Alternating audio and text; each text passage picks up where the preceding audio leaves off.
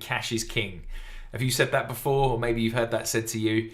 Is it true though? We often spout these sayings out, but is that one actually true? Well, I would argue that actually it's not true at all. In fact, it's quite harmful to think like that. I mean, for example, if we said that cash is king, well, yeah, okay, what if you've got a lot of cash coming into your business, but you're running at a loss and you've got no profitability? So you might have loads of cash coming in, but you owe out more than what you're receiving because your profit margins are low. Well, cash isn't king in that instance, is it? Because you're going to go bust before you know it. And then some people say, well, yeah, you shouldn't really focus on turnover. But if you don't focus on turnover, how can you drive the profits you need in the business? You might have a really high profit margin that you're making, but if you haven't got high enough turnover, you're not going to be making enough profit. So I would actually argue that saying is probably nonsense. What we really need to be doing is focusing on all three of those numbers. In fact, it's not just three numbers you want to be focusing on. There are five key numbers, five key metrics in business that you need to be focusing on every single month. And I guarantee that if you focus on these five, I call them the big five, if you focus on these five only and just diligently every single month, make sure you try and hit those five numbers, you will make the profits that you want at the end of the year. So let's just quickly dive into what those five are and how you can track them in your business. So I've just got a quick spreadsheet here. This is just an example profit and loss report. So you'll notice the five key numbers are highlighted. So let me just explain these. So the first number that you want to focus on at the top there that's highlighted is the sales won. So this is actual confirmed sales orders that you've got in the pipeline where someone signed a contract and they're ready to start with you. So that's sales orders won in that month. Now you'll notice that the sales order won number must be higher than your turnover target. How much you're actually invoicing, how much revenue you're invoicing each month. It's got to be higher because clearly if the sales won number's lower, then you're going to run out of work. You're going to run through your work and before you know it, you run short. So I generally say that what you want to try and aim for with sales won is go for a multiplier of at least 1.5.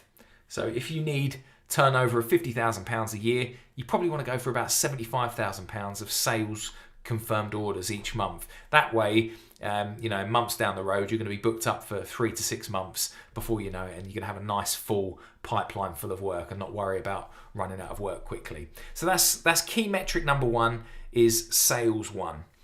Key metric number two that you need to be following all the time diligently is your actual invoicing. Every single month you want to forecast how much am I going to invoice this month, and if you're not going to invoice enough, what do you need to do? You might need to bring on more work, bring on more bodies of people so that they can try and get through that work quick enough. But clearly your invoice targets need to be met every single month so that you can make the profit you need. So that's key metric number two is how much do you actually invoice. The third one you want to focus on is your gross profit margin percentage. So that's what was the percentage you made after paying out for labour and materials on each job. So your gross profit margin, it will vary between companies. Some might be down at 20%, some might be 30%. My clients generally, in domestic building might be around 30% or more. Some will be higher if you're, a window fitter and you're supplying windows, things like that. You might actually have a higher gross profit margin than that.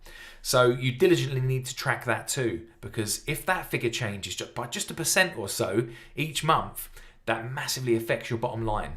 So that's key metric number three is your gross profit margin. Key metric number four, shown right at the bottom of your P&L, is your net profit percentage. So how much net profit did you make after paying out for everything? So after all your overheads have come out, what's your net profit margin looking like compared to your turnover?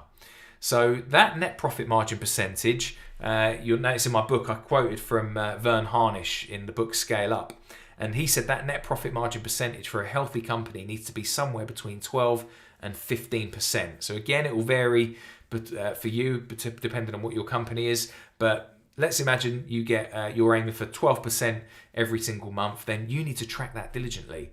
Because if your gross profit margin's bang on and your turnover's bang on, but your net profit margin's too low, then it means your overheads are creeping up and there's a problem. Somehow you're spending too high with your overheads. Maybe you've got swanky new offices or you've bought an extra van or whatever it is. But if those overheads are increasing too quickly, you're not going to make the right net profit margin. So that's key metric number 4, your net profit. And the last Key metric number 5 that you need to be targeting is your retained profit. So after paying everything out, what is left in the business at the end of every month? And you'll notice that retained profit just builds upon each other month on month. So month 1, we've got here £6,000, month 2 it's 12, and that will just go up and up and up. So that way you can predict exactly what you're going to be left with in the business at the end of the year.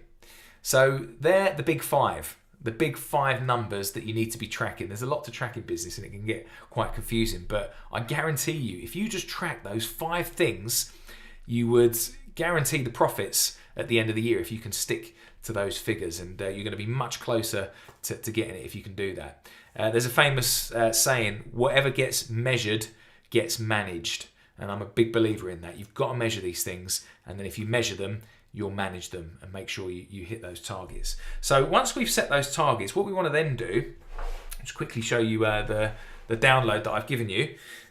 You want to come in here and start filling out your monthly KPIs, and you need to track these diligently, religiously every single month. So you would just come here and you would write, right, my turnover target for this month was £50,000. I said my sales was going to be £75,000. I want a gross profit percentage of 30%, or whatever it is for you, and I want to aim for a net profit percentage of 12%. And then if you, and as we said, there actually is one more to add down here, your retained profit, and you could fill that figure out every single month. What is that amount? You'll notice on this worksheet we've also got some personal ones that you might want to track as well, a KPI that you might want to track. But it's really important for you as the business owner to track these KPIs. Now what I would be doing then is, once you've got those KPIs, how do you stay on track? How do you make sure that happens? Well, part of the worksheet is we move over onto what your KPIs are. So as we said here, let's just do turnover. What needs to happen for your turnover to get to £50,000 a month? Well, you might say, right, this month I must finish 123 Smith Street. And then you think, right, if I hit that, if I finish 123 Smith Street, I'm going to hit that £50,000 target.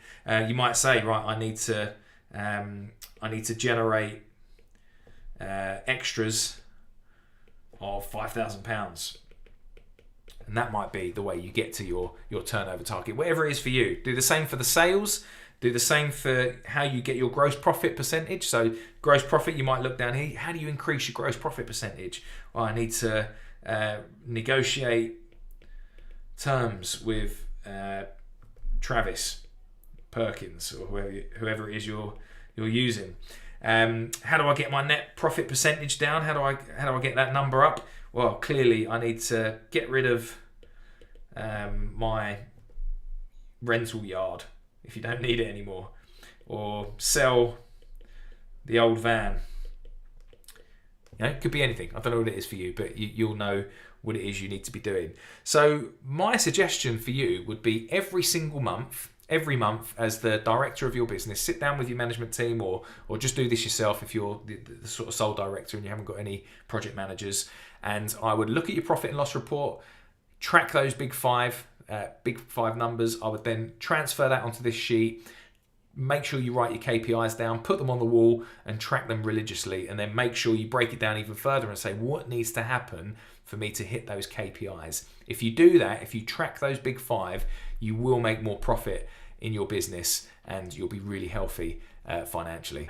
If you need assistance in measuring what your KPIs are, sometimes we can track these KPIs, and it's a bit of a lonely business because we don't know what KPIs we should be setting for ourselves, and then is there anyone to hold us accountable? Well, if you'd like to talk about how we can track and plan your business goals for 2022, then make sure you click on the next page, pick a diary time that suits you, and I'd love to have a chat about how we can scale your business successfully this year.